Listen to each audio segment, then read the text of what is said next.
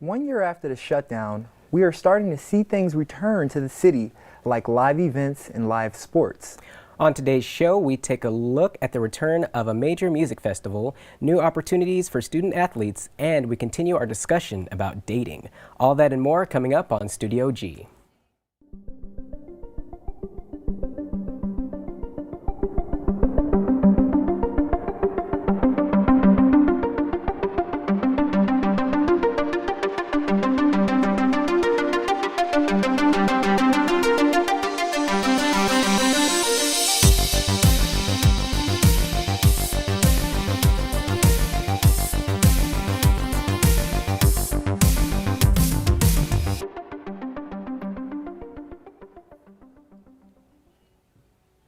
All right, welcome back to Studio G. I'm Dejan Sullivan. And I'm Anthony Ramos. Thank you for joining us.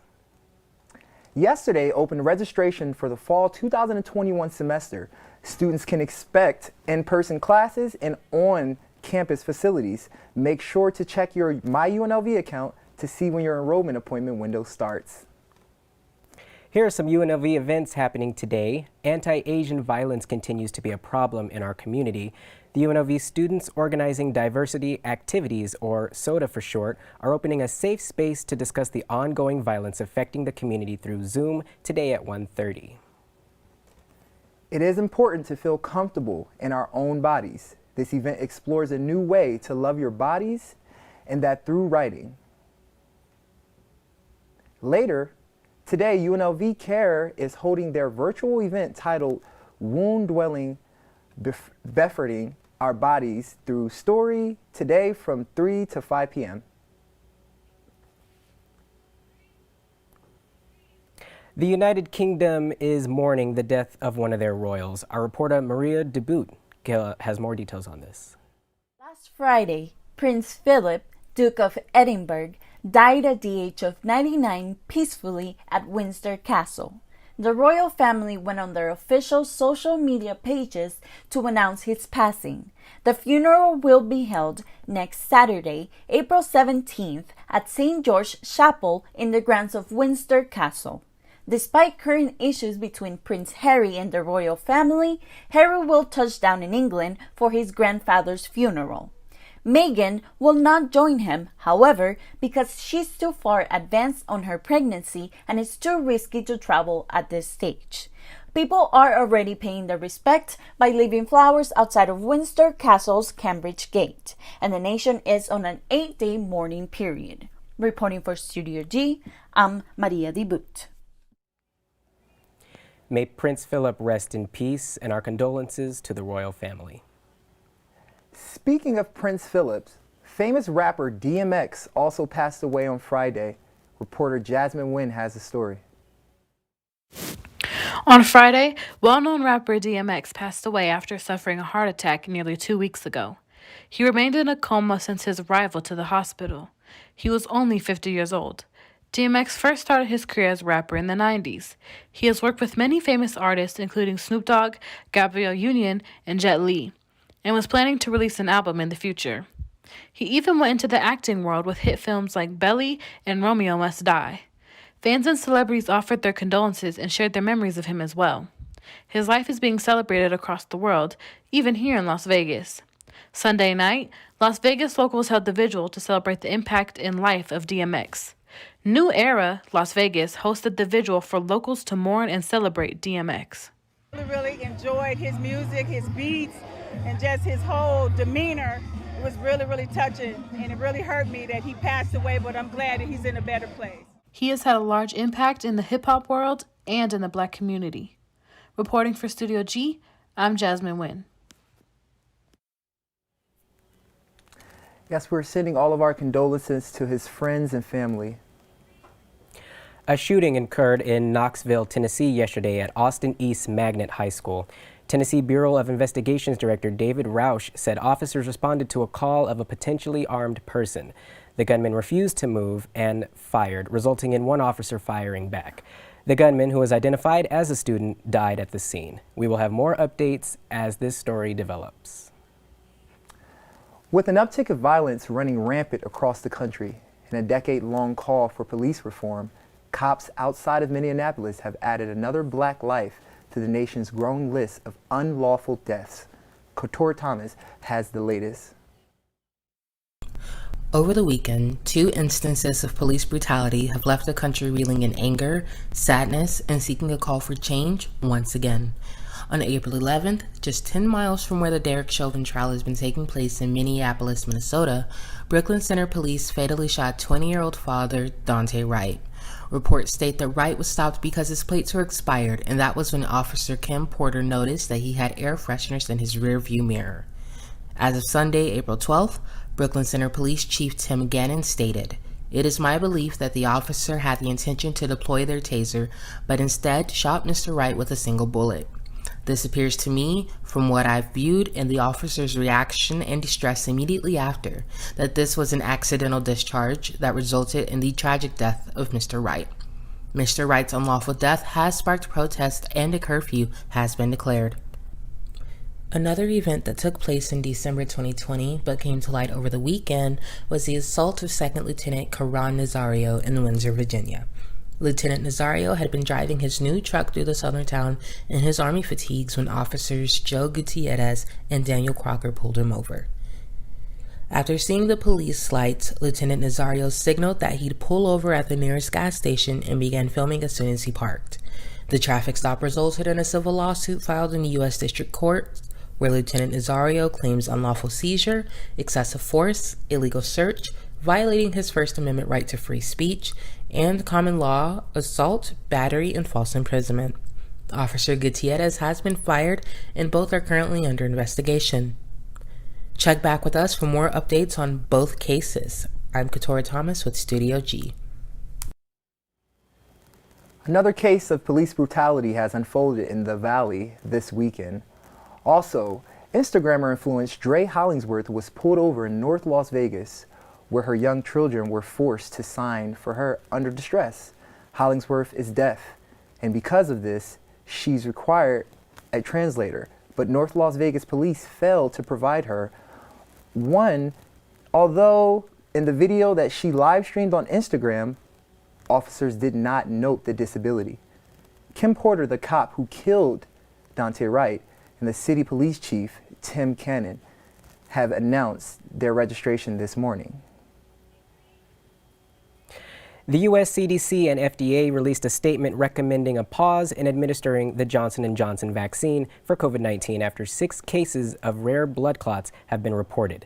The FDA also posted on Twitter that the CDC will hold a meeting with the Advisory Committee on Immunization Practices on Wednesday to review these cases. In local news, EDC is celebrating their 25th anniversary 1 year later after having to postpone the event May 2021. The sold-out event is expecting over 200,000 attendees.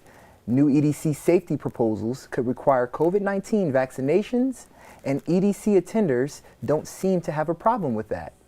Studio G reporter Valentina Menchenkov brings us the story. The sold-out festival, EDC, is approaching in 6 weeks, and with the new safety proposals in the air, the fate of attendees is in scrambles. According to the new plan submitted to the Nevada Department of Business and Industry, negative COVID tests and vaccinations could become mandatory in order to attend. Still in the air, ongoing studies for the effectiveness of COVID-19 sniffing canines could also be in the works for the festival. These new policies would allow EDC to avoid being postponed again. For annual EDC attendees, these new protocols don't seem to be an issue. I do plan on going to EDC if the restrictions were to be enforced and EDC were not to happen in May like it's planned. I think EDC requiring vaccines and negative COVID tests are the right way to go about the whole situation. I am personally vaccinated and negative on COVID, and in order for the festival to go as planned, people should be vaccinated and people should be negative on COVID tests. So it does affect my decision on going, but I don't think the festival will happen without those regulations. But so far the plan is on me going. The plan has not been approved just yet, so EDC attendees will be kept on their toes until an official decision is made. Reporting for Studio G, I'm Valentina Menchikov. EDC is an outdoor, non-seated event, so they can't rely on the social distancing to protect people's health. The proposal has since been rejected. Attendees should be prepared for any new announcements to come regarding the safety protocols as the event nears. This coming week, CCSD is rolling out yet another component of its hybrid learning reopening, but this one involves being outside the classroom. Studio G reporter Jonathan Corral gives us a quick rundown. CCSD continues on its 6-step reopening program, and starting this coming Friday, spring sports will be reinstated. The 6-week spring session will run through May 22nd. This reopening comes with its set of restrictions in compliance with COVID-19 regulations. This includes excluding state championships, having coaches and athletes tested once a week, and a 50% audience capacity limit, with entry being limited to fans of the home team. Currently, the biggest issue that CCSD and many other schools across the nation are facing comes in dealing with transportation. While charter bus companies are trying their best to accompany the needs of the district, it's still a struggle to ensure that there are enough buses, as the bus capacity must also be limited in compliance with social distancing rules. This announcement marks the final step in CCSD's hybrid reopening plan, which was originally announced back in February. More updates on that in the future. Reporting for Studio G, I'm Jonathan Corral. Hopefully all goes well so that CCSD students could get back to competing.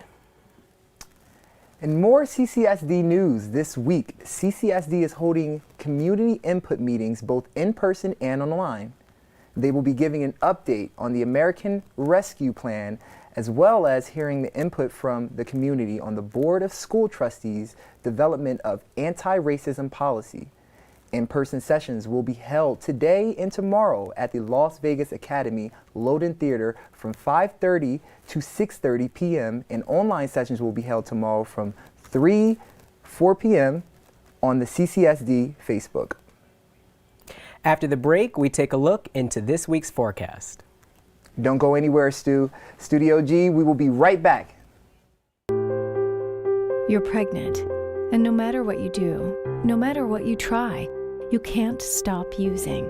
But it's not too late.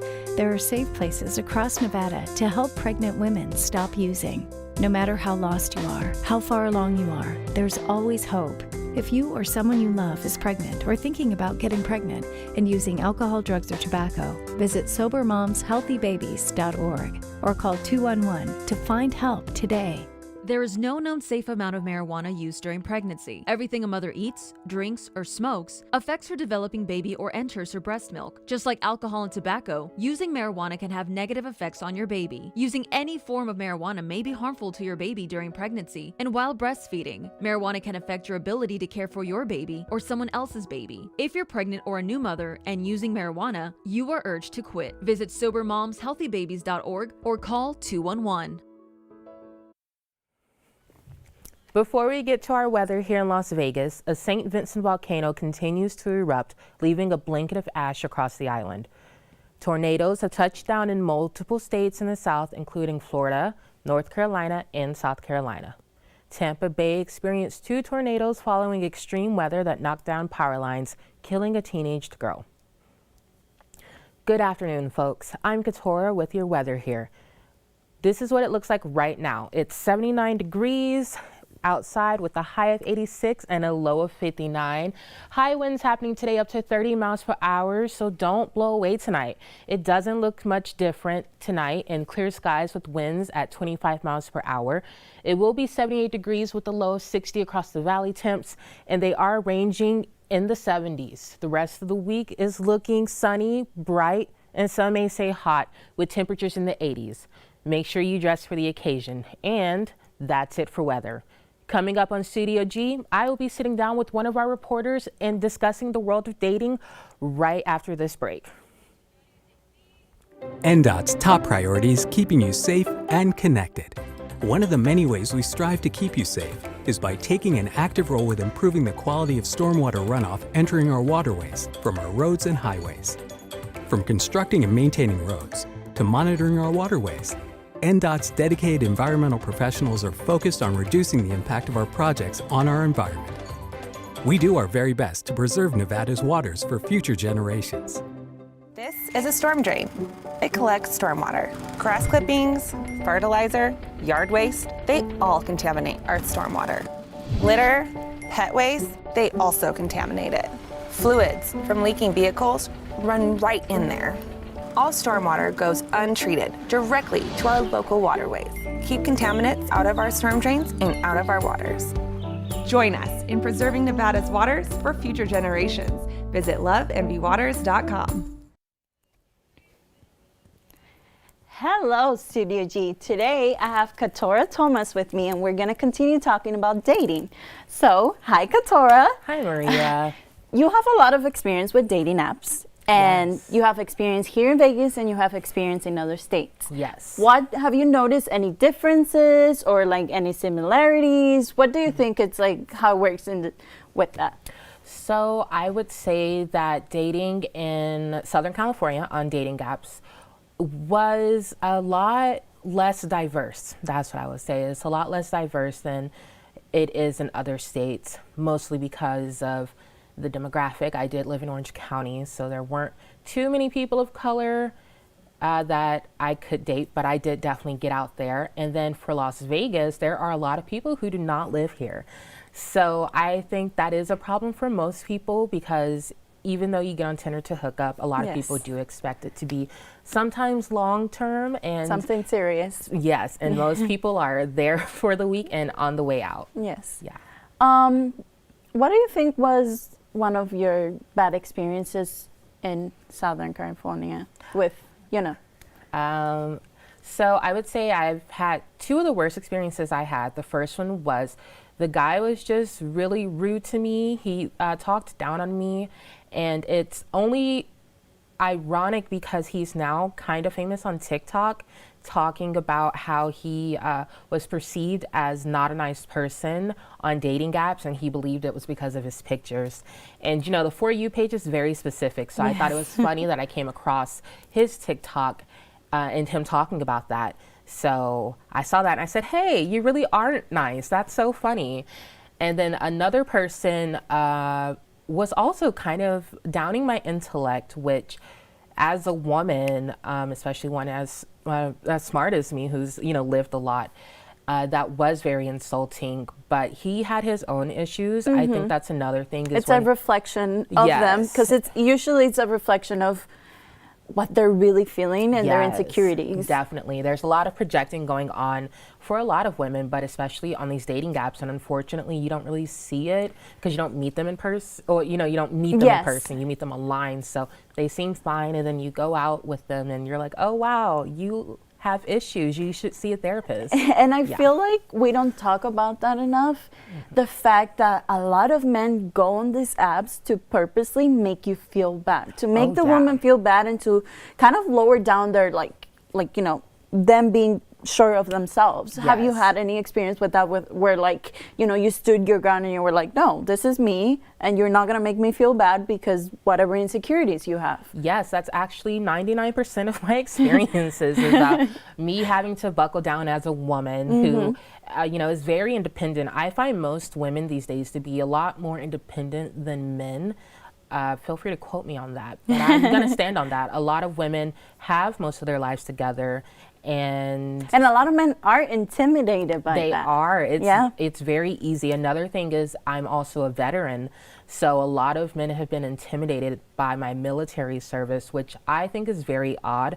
I've had a lot of men tell me, oh, I was in ROTC. I thought about going in the military, and it breaks their heart when I tell them I don't care, because you didn't, and it's fine. The way that I see it is that sometimes they expect you to be mesmerized by the things that they tell you, and it's like, I kind of do them too. It's okay. We can both be successful, and you don't have to think that I'm gonna be, I'm gonna applaud you, but it doesn't mean that I have to be super surprised. Yes, I'm very rarely impressed by anyone, and I don't mean that in a bad way. My parents, they took me around the world. I've lived in Europe and Asia. I've experienced a lot of things, so I think that it's very easy for me to be unimpressed by people. So you have to kind of bring your A game, which a lot of men don't. They expect you to be impressed by their Gucci sweaters that are tacky or Just like very materialistic things. Sometimes materialistic is not bad, but if that's all you have to offer,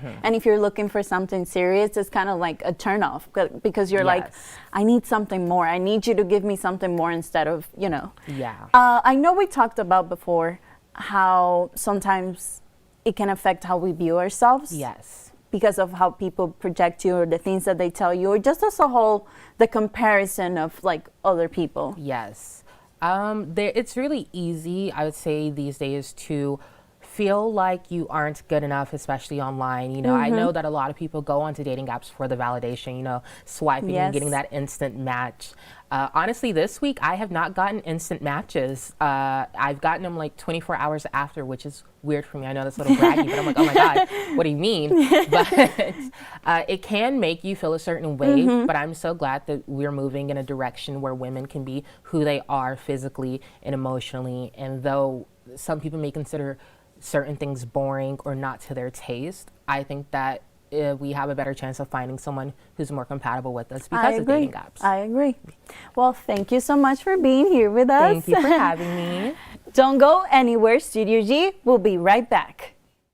It's okay to wonder about safety. I'm here to tell you, and we're all here to tell you, that it is safe. We will not be taking it if we did not think it was safe. We would not be advocating for our own family members to get a vaccine if we didn't think it was safe. These vaccines have demonstrated that they can prevent severe illness and death, which means we finally have a chance of beating this thing and getting back to the life that we knew pre-pandemic. I think the vaccine's important. I absolutely am going to take advantage of it. It's an opportunity we have to try and prevent the spread and contain this. Look, we know the devastation that Nevada's economy has seen from the COVID-related illnesses and the shutdowns at businesses across the board, from gaming all the way down to small business. And we need to make sure that we do everything we can to protect our loved ones, to protect our neighbors and friends. Anything we can do to get back to work is extremely important. The past weekend, the Golden Knights continue to win their streak and the first Japanese man to win a major golf tournament. But first, tonight's Rebels baseball game against Arizona State has been canceled due to a positive COVID test within the Rebel program. All tickets have been automatically refunded in full to the purchase card. The men's soccer team is playing the Seattle Redhawks right now over at Peter Johann Memorial Field in the first round of the Western Athletic Conference tournament. The winner will advance to play the season championship on Thursday. The Golden Knights are on a 3-game win streak after taking down the Coyotes twice at T-Mobile Arena and beating the Kings last night in LA.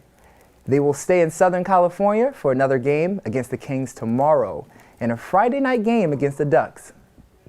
Finally, Hideki Matsuyama won the Masters while becoming the first Japanese man to win a major golf tournament.